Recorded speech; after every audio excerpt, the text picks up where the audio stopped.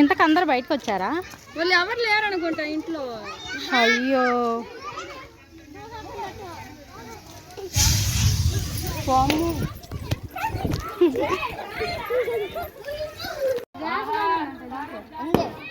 కొత్త బండి కూడా ఏదో ఉందంట కదా, అసలు ఆ సౌండ్ భయం వేస్తుంది.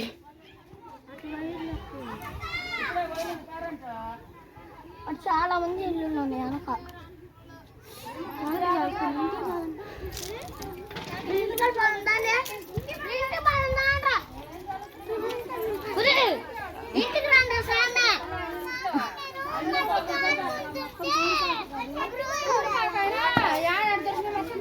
పెట్టుకుంటా సగం దెబ్బ అదే పెద్ద గ్యాసులు కూడా కదలకుండా మళ్ళీ చిన్న గ్యాసులే ఉంది.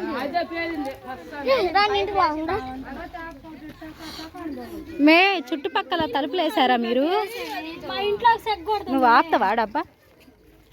నేను బాగా కనిపిస్తాడేమో అని తీస్తున్నా. ఆంటీ ఏ వద్దు మే, వీడిని కాడికి వస్తాను తీసుకు. మా ఆయన అంటున్నాడు నువ్వు గ్యాస్ ఏం పెట్టు, గ్యాస్ లేదు అంటున్నాడు. మే సౌండ్ వస్తే మంట వేసారేమో అనుకున్నాను. పరిగెత్తున్నా ఈ టైం ఎండకి ఎవరు ఎంత మంట పెట్టు. నేను వాళ్ళు కూడా లేరంట. మంట వస్తుందంటే ఈ పిల్ల బయటకు వచ్చి అంది నీకు అంత దాడ అంతుంది లేదమ్మా మంట వస్తుందమ్మా అన్న.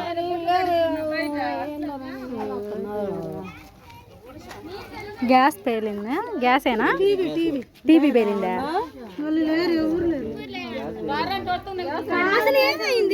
టీవీ పేలింది అంటుంది. మే డైరెక్ట్ కరెంట్ కదా మే. పిల్ల సామాను ఫుల్గా ఉంది సామాను. ఆడ పేల్తం లేదక్క. ఫస్ట్ అంత కాల నీళ్లు పోయాలంటే మాకు నీళ్ళు ఏమని అది కూడా మూసుకోరు. వాళ్ళు వచ్చి ఇప్పుడు ఆ డ్రమ్ములోనే చూసింది అందరు కూడి.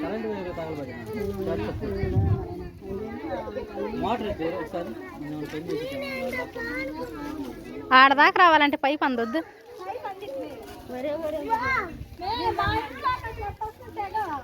మే నేను నిప్పేసారేమో వీళ్ళు ఇల్లు క్లీన్ చేసుకుంటా అనుకున్నా.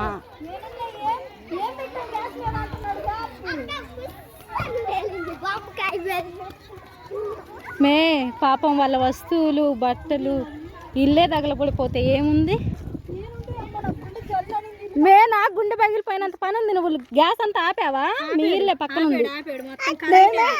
ఫ్రిడ్జ్ కూడా తీసేసా నేను.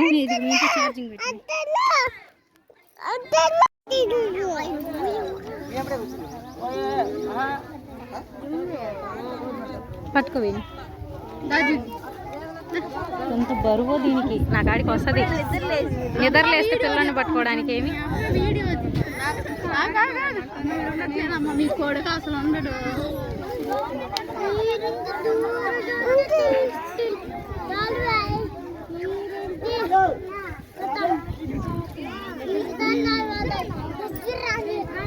వాళ్ళు పైప్ వేస్తా అన్నారే భవానీ వాళ్ళు.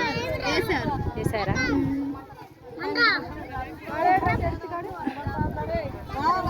ఎట్నో ఈ గుడిసె మీద పనిలేదు, పక్కనే ఉన్నా కూడా ఇంట్లో ఉన్నారంట.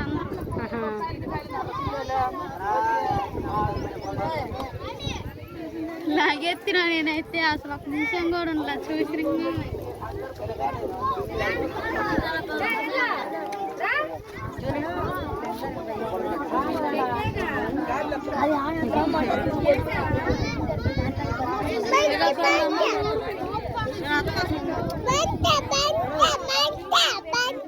మంట వచ్చిందా?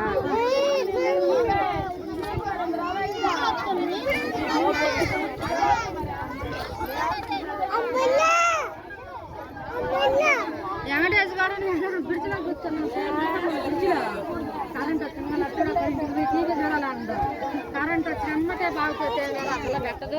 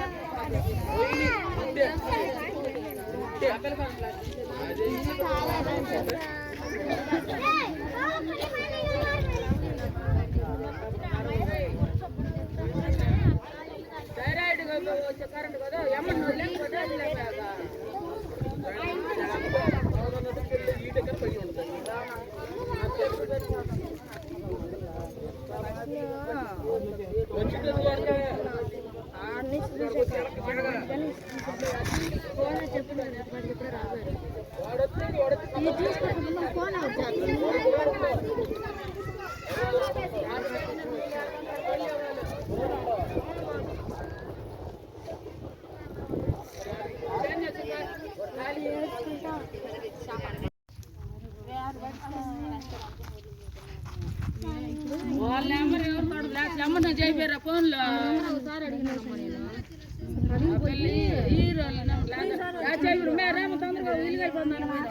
ఎవరు కాలేకపోయా సడన్గా పని వచ్చింది అక్కడికి మా ఆయన్ని రమ్మని చెప్తాను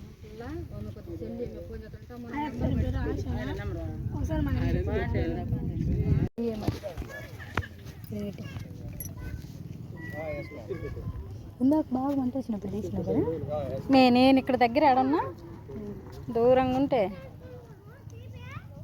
దగ్గరికి వచ్చే ధైర్యం ఆడమే చేతిలో ఉన్న సెల్ కూడా పెరిగిపోయింది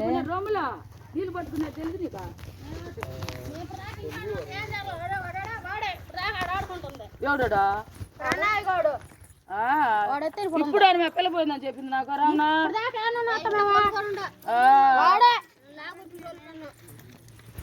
అదిగా పని నాన్నగాడు మళ్ళీ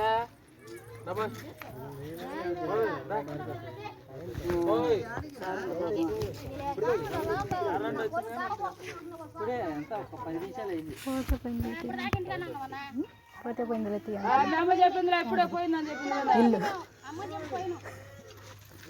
మనం పోదాం పోయింది ఇక్కడ పంచాయతీ